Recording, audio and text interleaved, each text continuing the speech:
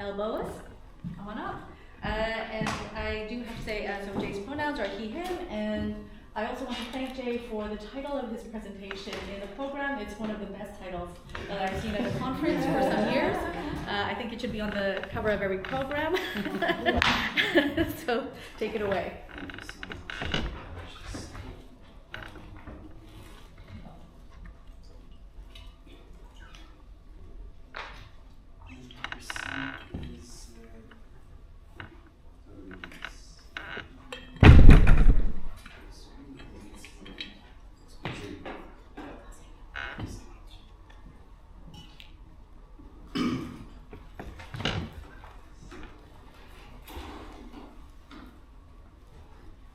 Hi, my name is Jay.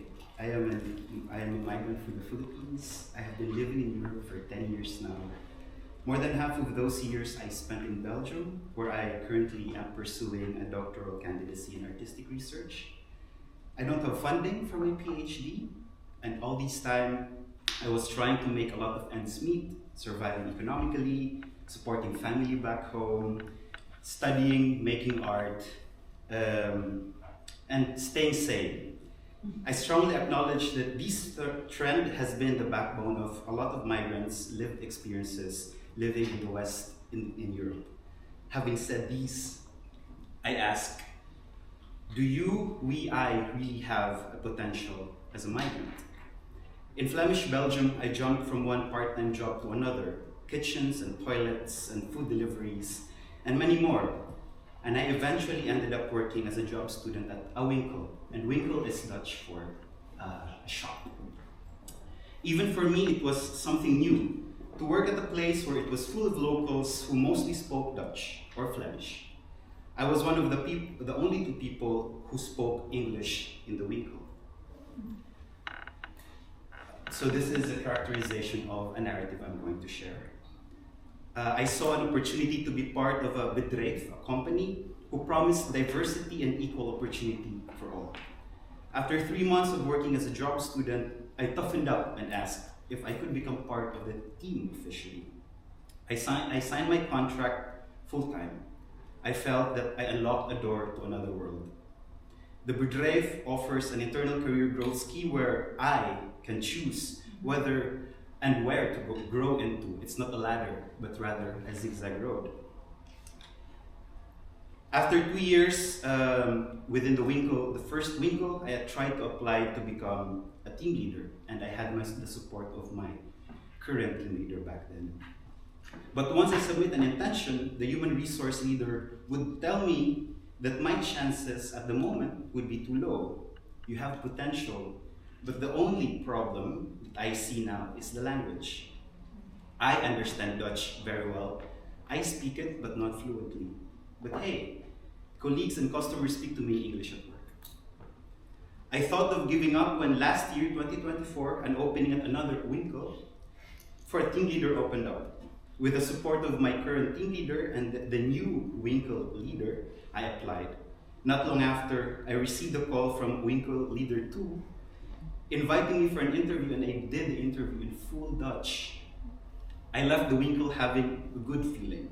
Days after I received the call from winkel leader 2, I am getting the chance to grow into a team leader position in the other winkel. After being integrated by team leader 2, I was left on the floor, which made sense because I had to learn how things work locally. But after a month of showing up at the new shop, it's a 2-hour drive one way, or public transport one way. I never heard of any plan about my career growth or any steps the new shop is taking about it. I just felt extremely bad when a colleague told me that the shop apparently hired a new co-leader without telling me anything.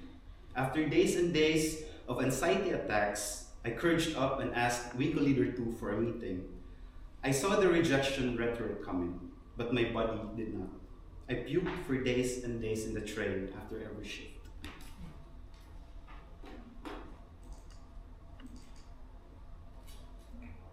So these are the rhetoric that they gave me. So supposedly I should show short clips of repeated vocalizations from my field reports, and it says it's too soon, it's too soon, it's too soon. And a video of me riding every day at the train station. If you want to show the clip, control and then click on the link or click on the text. That should be it. Control and then no? Oh. And the other one is maybe in the next coming months, if there is an opening in this store or in another store. So how do I make sense of everything? This is my attempt to process things. Intersectionality holds together my conceptual thinking, art practice, and research. I always go back to Dwight Conquer-Good's refusal of a linear manner of abstraction and an insistence to returning to the crossroads, to which he calls radical research. Intersectionality then is not fearing the intersections, but acknowledging it as a site of knowledge production. There is no such thing as absolute knowledge or a way of knowing, but rather an abundance of places and epistemological doubt. With my recording paraphernalia, mostly my flower pressers, my notebook, my pencil case, I go out every day to this world with lens both equipped with wonder and polished caution. Intersecting these two methods has been integral in my processes among many others. So that's reflexive ethnography and artistic immersion. Reflexive ethnography, from the snippets of personal life I recounted, I established my usage of reflexive ethnography as one of my methodologies in engaging with and conducting research. Reflexive ethnography requires the researcher to turn back to oneself and self-reference, according to Davis, to integrate their positionality into the research process. This approach does not confine inquiry, but rather it shapes the study's epistemological, experiential, and ethical dimensions. Artistic immersion is a form of empathic engagement that firstly acknowledges positionalities, whether in communal or individual settings, while at the same time putting art making central to its agenda. It is a way of doing which asks, what kind of art form comes out from this specific collaboration, encounter, or exchange? How will that art form speak for itself, along with the voices that shaped it? In the context of artistic immersion, I emphasize that art form is varied and is not limited to nor exclusive of conventional art forms, because I come from community work, so this becomes a point of negotiation. What does the community want? What kind of form does this collaboration come up with?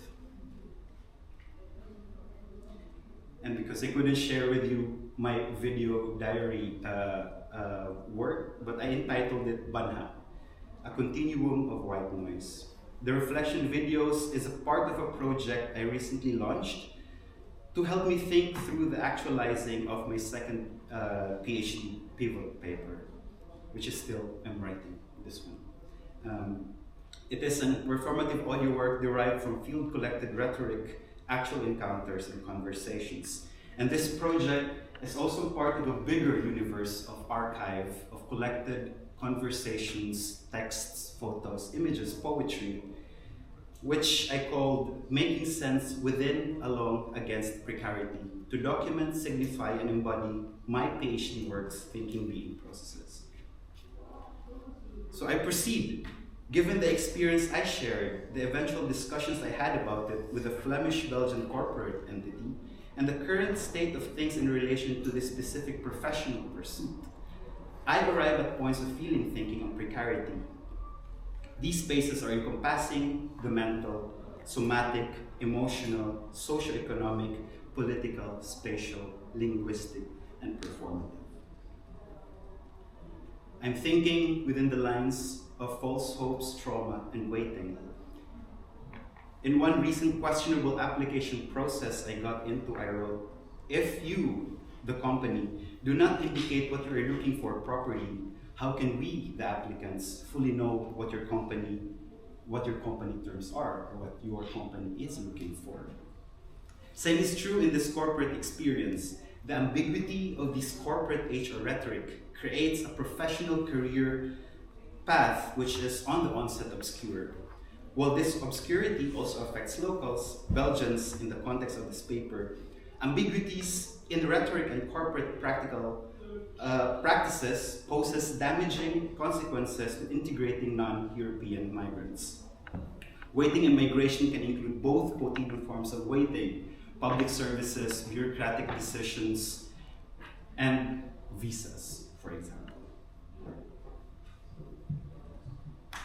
Waiting creates a temporal insecurity for migrants within complex and shifting nature of processes of bordering, belonging, state power, exclusion and inclusion, and social relations. In this complex process, waiting is not just an output, but also becomes an apparatus that produces and reinforces the production of migrant illegality and irregularity.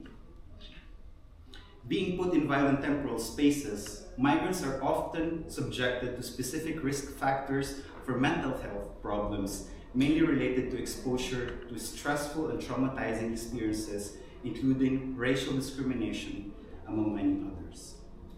I have a very good colleague who I banter and joke with whenever we work together. One day, they told me jokingly, "Jay, don't forget that you are the diversity hire." We both laughed. It was funny in the context of our conversation, but the term stuck on me. I think the word is concise and well put. A diversity hire refers to the intentional recruitment of individuals from underrepresented or marginalized groups to create a more inclusive workforce, but based on observation, fieldwork, and conversations I did with fellow migrants, people of color in companies remain a PR poster stunt.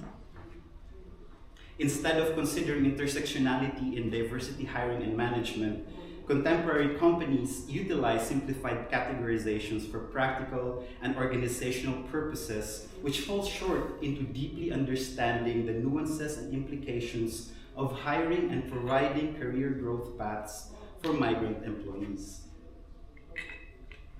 To integrate here, you should be able to communicate well with us. To be able to get this promotion, you should be able to speak in Flemish.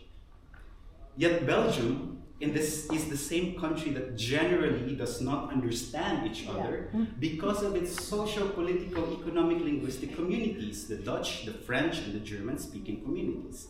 There is a reason why there is a fragmentation within Belgian society because of its rampant insistence that to be accepted is to speak the language. But we forget that language is one of the most successful colonial tools that white colonies used to eradicate indigenous communities in their murderous occupations.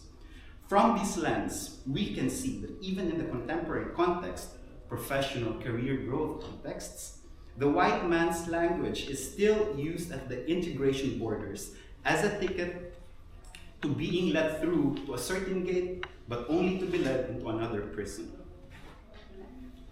The ongoing paper's premise surveys the Western Belgian corporate world and the rhetoric underlying this realm in its relation to integrating non-European migrants. What are the buzzwords that the corporate world uses to fit into progressive contemporary discourses? For example, diversity at work, inclusion, and so forth, vis-a-vis the lived experience of somebody who is of non-European descent.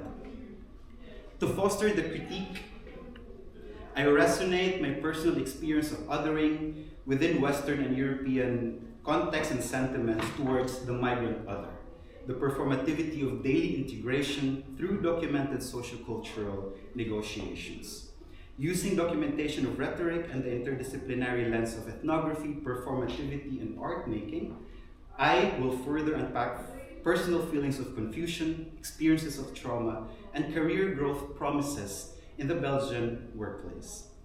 In this documentation artistic pivot work, I posit that rhetoric, as much as part of everyday, anchors to itself the performativity of emphasizing and reinforcing lines of otherness and hindered potentials.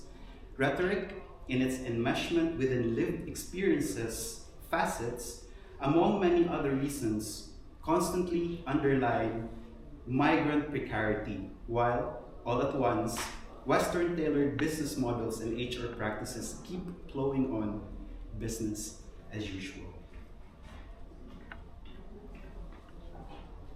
And last slide, Free Palestine.